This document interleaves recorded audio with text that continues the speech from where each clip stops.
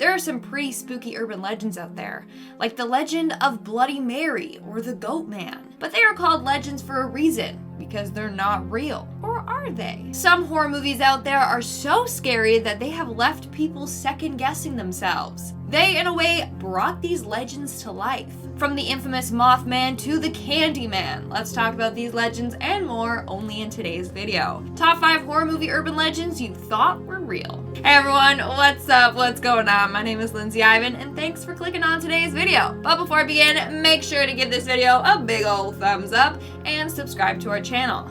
Now, let's get on with the spooky content. Starting off this countdown, we have I Know What You Did Last Summer. The 1997 film starring Jennifer Love Hewitt, Sarah Michelle Gellar, and Freddie Prinze Jr., among others, is a classic slasher film. It surrounds 4 young friends who get stalked by a crazy killer with a hook. The film draws inspiration from the urban legend, The Hook, which has terrified kids for ages. The Hook or Hook Man is an urban legend about a killer with a hook for a hand that attacks couples in parked cars. Now, over the years, this urban legend has changed a number of times, but the main concept is that a couple go out to a place in the woods called Lover's Lane. While cuddling and doing other things, an announcement comes on the radio. It says a prisoner has escaped an asylum and is on the run. He is a known killer who they call the Hook Man because he lost his hand in an accident and replaced it with a hook. Just as this announcement finishes, they hear scraping on the side of the car. The girl is so freaked out that she begs her boyfriend to just drive them home, even though he thinks it's just nothing. Then they arrive home and they notice a bloody hook lodged into the side of their car. Of course, this is just an urban legend, but it may have some roots in real life, like the 1946 Texarkana Moonlight Murders. Basically a series of murders and attacks on young people parked on lovers' lanes in Texas. The killer has never been caught. People were afraid that these were done by the Hook Man and that the legend came to life. But in reality, the Hook Man is just one big urban legend and won't come after you or your friends. In our 4th spot, we have Mothman. Chances are you have probably heard of this urban legend. The Mothman originates from West Virginia folklore. Apparently, the Mothman is a large 10-foot tall gray creature with red glowing eyes and wings. On November 15th, 1966, 2 young couples called the police to report this creature.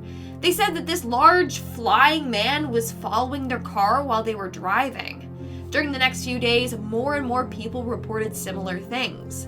The 2002 film The Mothman Prophecies is based off of the 1975 book by the same name. In the film, a reporter is investigating the legend of the Mothman, and it's based on the actual sightings of Mothman that I just discussed.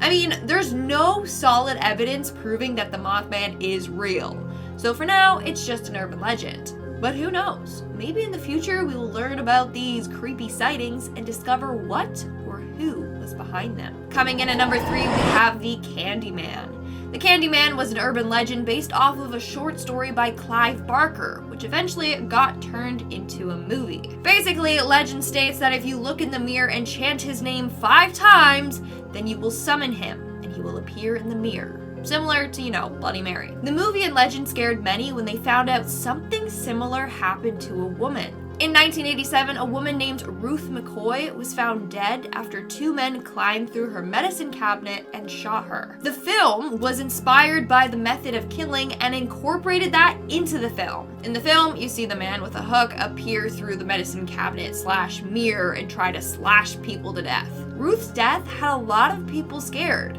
When Candyman featured the medicine cabinet scene in their film, it made them even more scared, making people think that, oh damn, killers can enter my house through the connecting wall and through the medicine cabinet.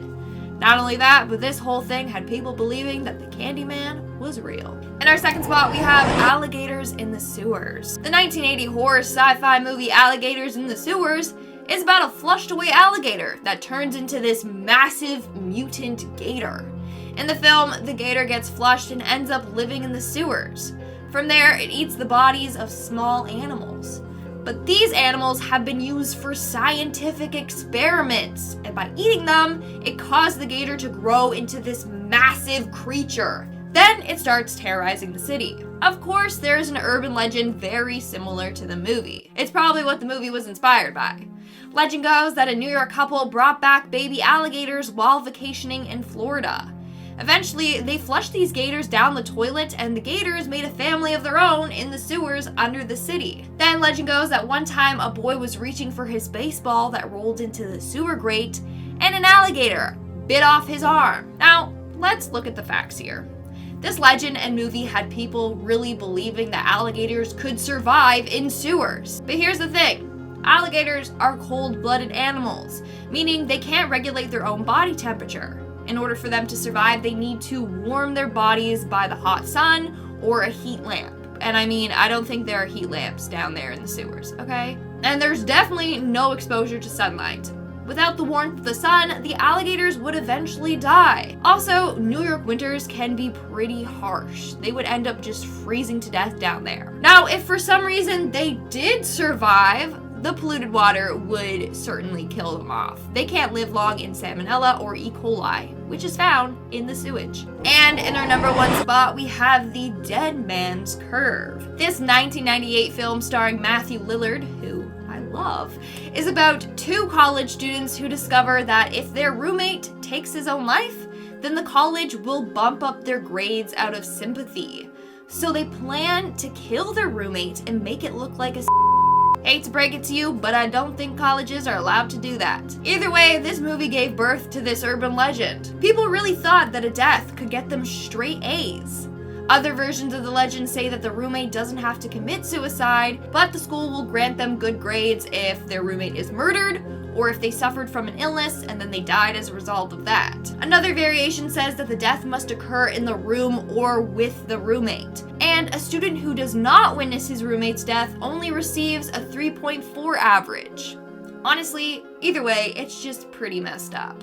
But it had a lot of people thinking that it was real. Hate to break it to you, but it's not. So keep on studying and earn your grades that way. Alright guys, that's all for today's video. Let's move on to our comment shout out portion.